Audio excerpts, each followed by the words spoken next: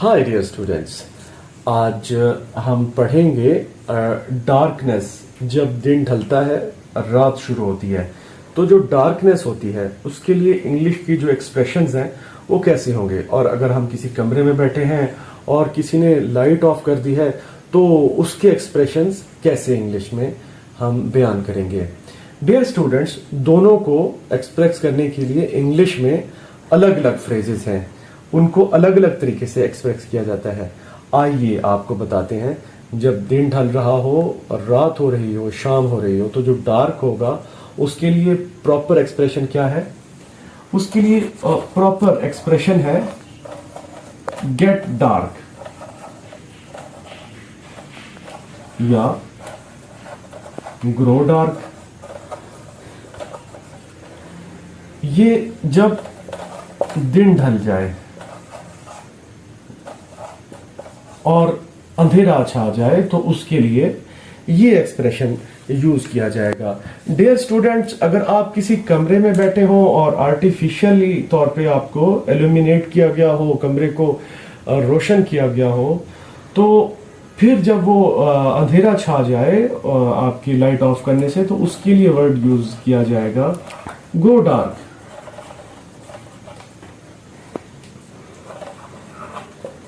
जब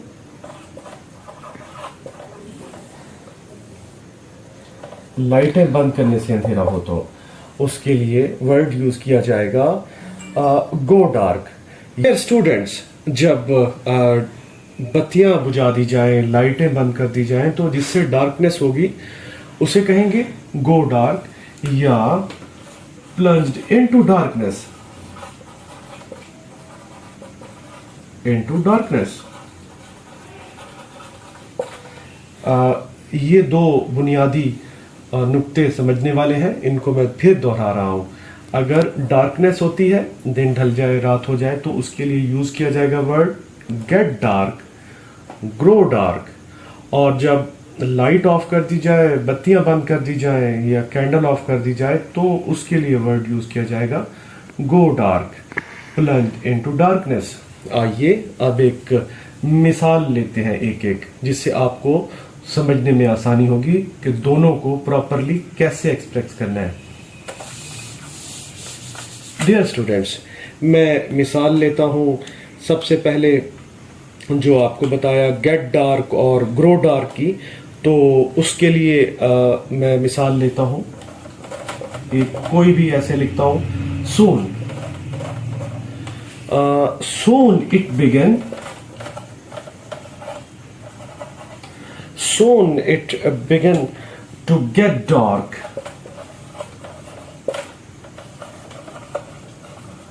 Soon it began to get dark, and it was time.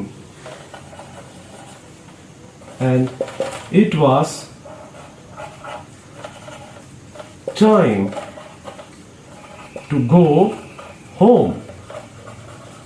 देखिए student, यहाँ आपने देखा कि जैसे ही अंधेरा छाने वाला है, अंधेरा हो गया है, तो वो यहाँ पे मैं बताने की कोशिश कर रहा हूँ कि घर जाने का टाइम हो गया।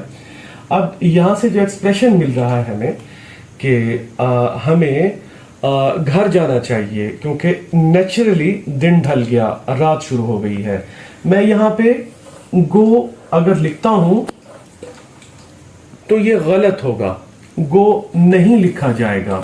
डियर स्टूडेंट, याद रखिए कि जब अंधेरा हो जाएगा, रात शुरू हो जाएगी, तो एक्सप्रेशन क्या यूज किए जाएंगे? Grow dark, gate dark.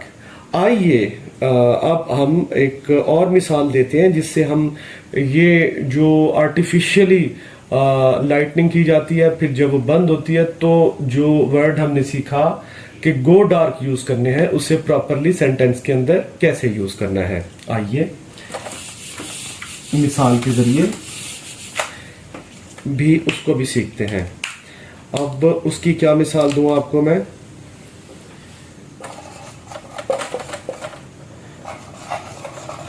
The candle